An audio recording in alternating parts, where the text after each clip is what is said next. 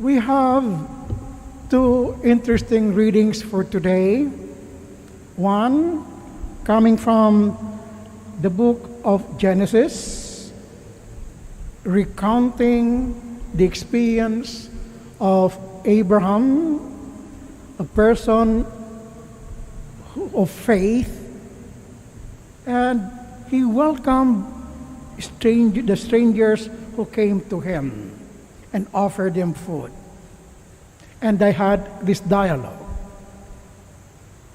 On the other hand, in the gospel, we have Jesus having this conversation with the centurion who was forcefully pleading to cure his servant.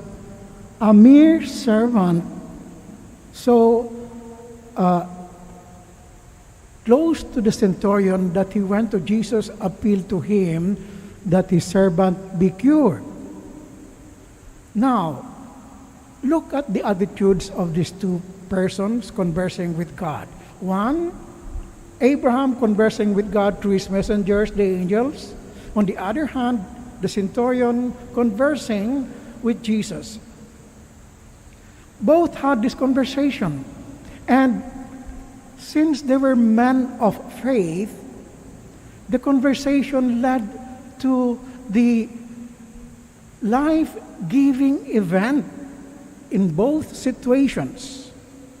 On the one hand, Abraham and Sarah had a son, Isaac. On the other hand, the centurion's servant got cured. In our day-to-day conversations, if we are like the centurion, if we are like Abraham, both men of faith, our conversations will bring out life from the other with whom we converse, with whom we talk.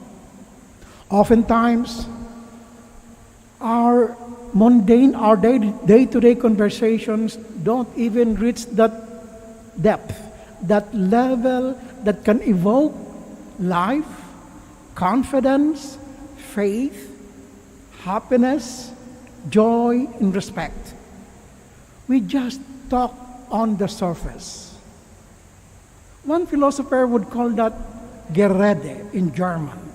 This talking without sense, or maybe nonsense, not as what mystics would call cor ad cor loquitur, or talking from one's heart to the heart of the other. When we talk cor ad cor loquitur, we are able to generate, to evoke, to bring out that goodness from the other. That goodness that came out from the conversation between Abraham and the guests, the angels, who was sent by God. And the conversation of the centurion with Jesus that resulted in the restoration and reintegration of the health of the servant. How often in our day-to-day relationships, our conversations would lead into that? If we have faith like Abraham, remember Abraham in the chapter 12 of Genesis where he was called by Yahweh, go forth, or in Hebrew, lecha, go forth. In faith alone, he went forward, trusting in God. And the centurion, not a Jew, a Roman, in faith, he trusted Jesus.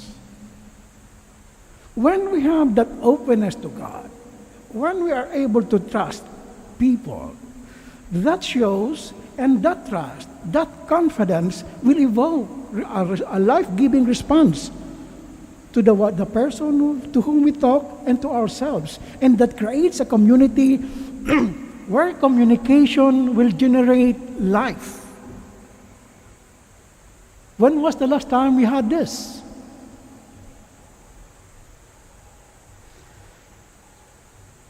During these times of pandemic, we become tunnel we have our tunnel vision because we got so depressed that things around us are dark. We go to the edge of our existence so desperate, so depressed.